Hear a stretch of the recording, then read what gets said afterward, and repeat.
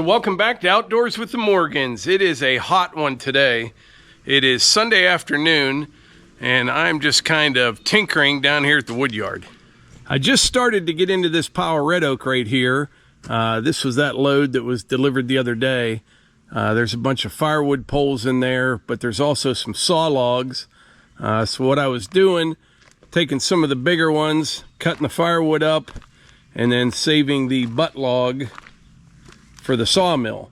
I think what I'll do, I'll put some runners over here and we'll start piling up logs right there that are ready to go to the sawmill. In other words, everything's cut the length.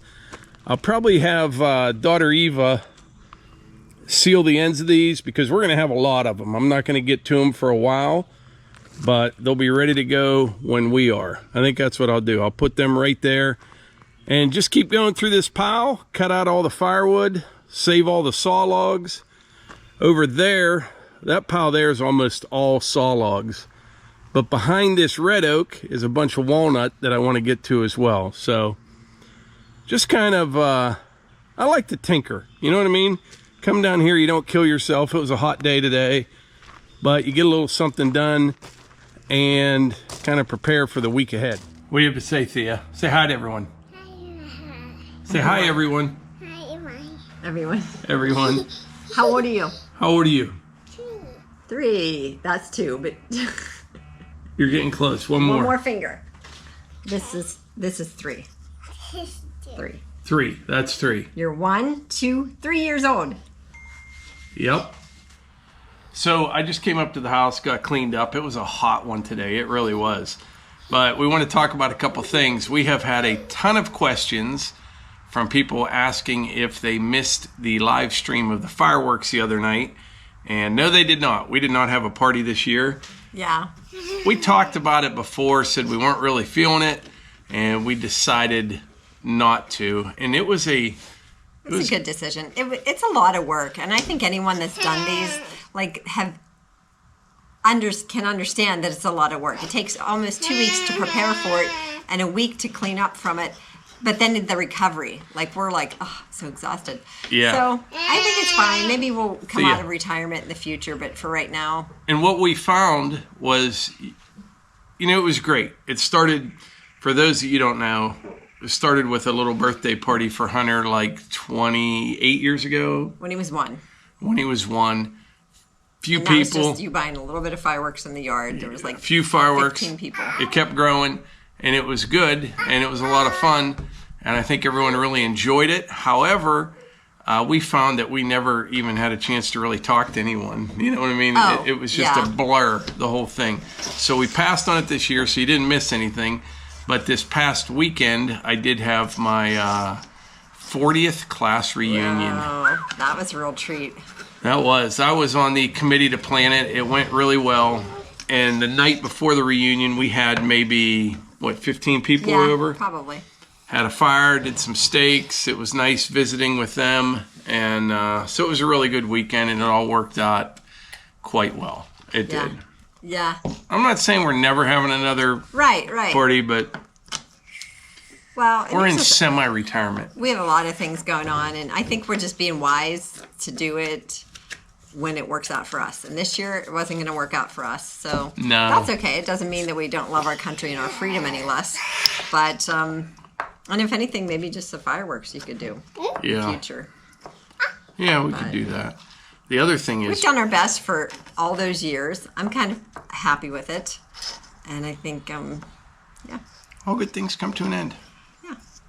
The other thing, you want to tease me on camera about my injury? Yeah, I told him he needed to talk to all of you about this. Has anyone ever experienced... Well, let me first say, I worked in the field of disabilities for 25 years. So I'm very aware and very compassionate to those that have... Not to my problem, a special need of some sort, whether it be a health or emotional, physical, emotional. Those sorts of things are my expertise of showing. I think I'm pretty good at showing compassion. Thea, don't do that. So I have Mike has something. Plantar fasciitis. And my compassion, the reason why I brought up about what I did for 25 years is I don't have a lot of compassion. She doesn't. I don't know. I'm sure there are people out there that had it or have it now. Plantar fasciitis. Just plantar. Just say plantar. Plantar fasciitis. It's the bottom of your foot, your heel. In the morning, it feels like you are stepping on a nail. It hurts really bad. And I've had this for about 3 weeks now. And I had it, 10 years ago for a couple weeks? Yeah. And I'm always doing something. You know what I mean? Yeah, and after you do your thing in the morning, it starts to loosen up a little bit, and you kind of go about your day, and the next day it's the same thing all over again. And it was getting to where it was hurting throughout the day. So I took the advice from several people, and I went to the Good Feet store. I don't know if that's is that a nationwide thing, Melissa? I think they're nationwide because, and I don't know, but when I was in Ohio, they were advertising on their TV, so. And so far, so good. I spent a lot of money there. It's not cheap, but I had to do something. What are you shaking your head for? It wasn't cheap. Is my comfort... Can you put a price tag on that, Melissa? Oh, boy. So I've been wearing these things in my boots now for the last 4 or 5 days. I used to change them. There's different ones. There's a schedule. It's this whole thing. It's on our fridge.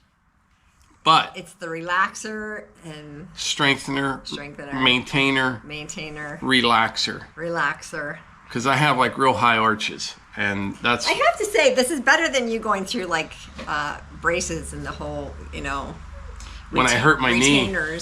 Or something. I hurt my knee a couple years ago, and I tore my meniscus just a little bit, and I got one of those shots in it, and that's all I ever had to have done. That actually healed up, but I had to wear a knee brace for a while. But this is a whole different animal. This hurt bad, but I think the Good Feet store is legit. I do. Oh, I think it's legit. Because it's getting better, much faster than what I thought.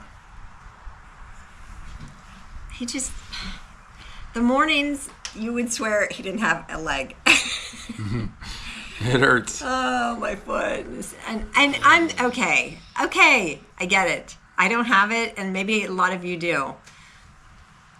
You just 1 out of 10 Americans suffer from it, Melissa. I'm sure, but all of you have not been married to Mike, so. The other thing, we're going to change the subject. Okay. I've got a cool video to show you from down at the cabin. I think this was yesterday. Check this out.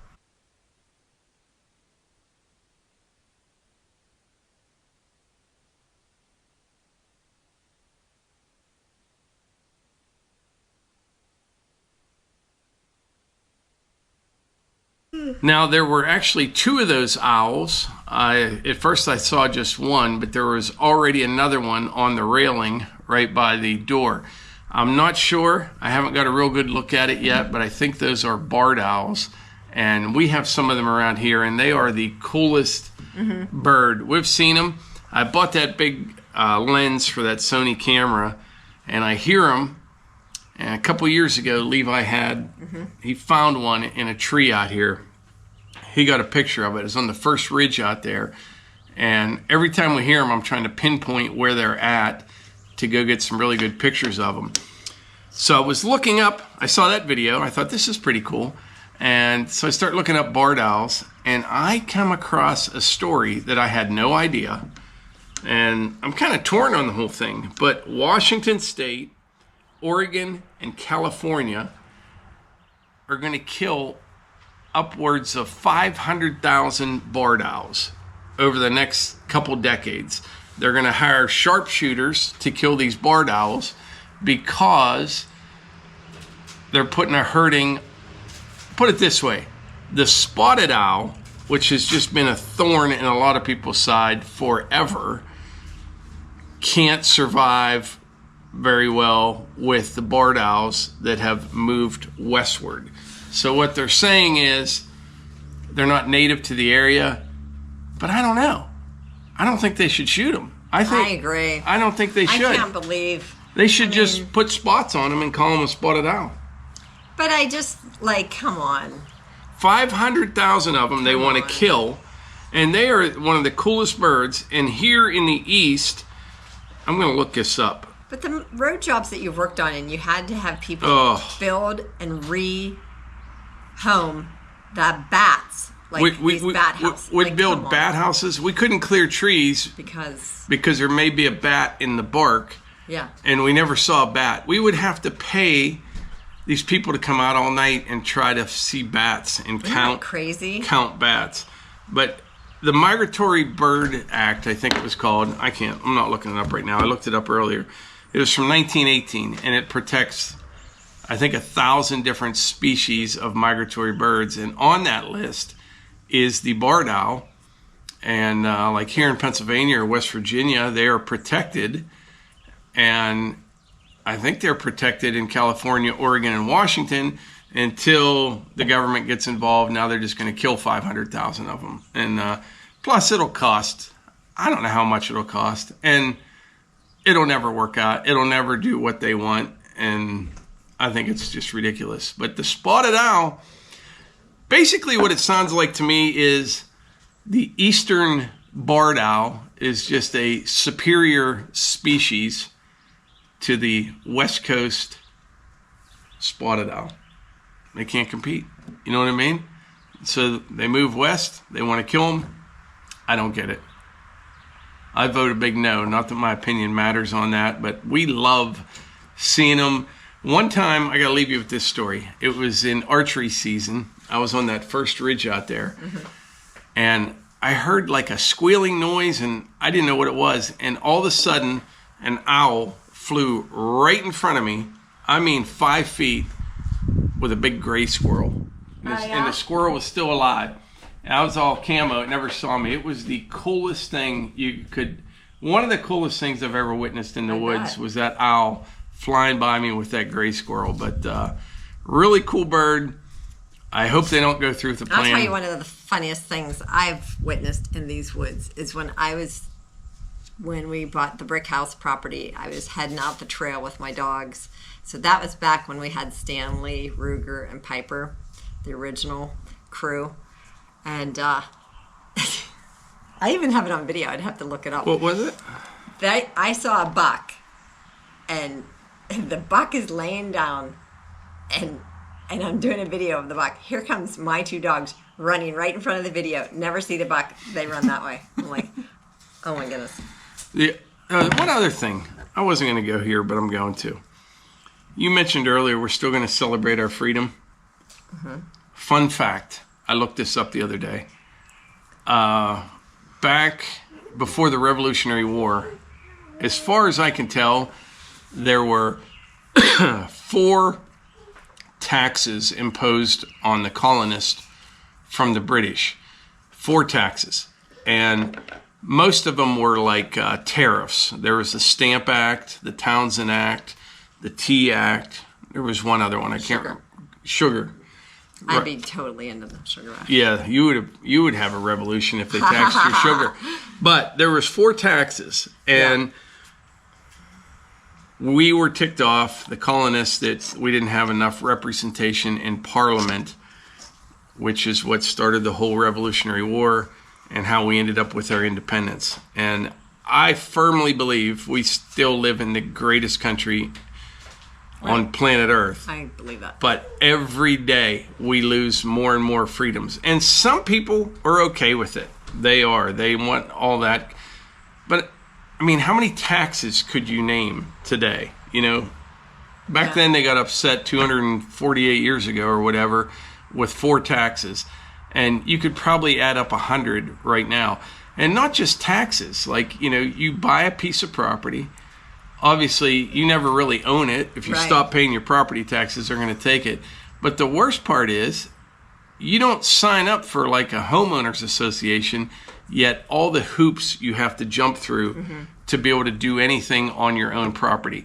I am a freedom-loving American through and through, and I don't care what my neighbors do. We all get along. Right. They don't care what we do. We help each other out, and I know some people sign up for like an HOA, but I can't believe how many people out there are so into all the just bureaucratic nonsense of, you know, you want to build a house, you have to get approval first, and you have to pay permit fees, and inspections, and some people are all for that stuff. If you're buying a house that's however many years old and you want to get a home inspector, I absolutely recommend it. Find a good one if you don't know what you're looking for. But when you pay, like around here, you would pay our township a fee for a permit, and they'll send someone out a couple times. The house could fall over the next day. Means nothing. They got nothing in it. It's not like you are buying an insurance policy. No. You know?